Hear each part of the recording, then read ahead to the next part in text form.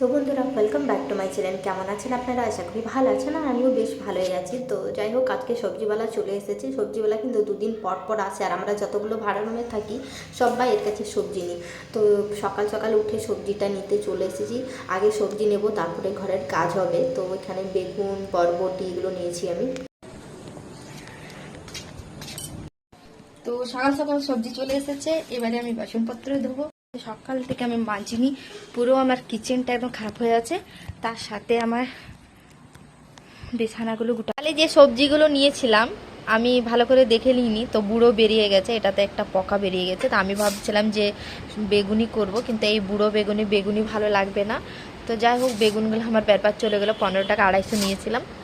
আর এখানে এই যে কিছুগুলো বরবটি নিয়েছিলাম, আর এই পালং শাক, সেগুলো তো আমি নিবার টাইমেও আপনার দিকে দেখালাম।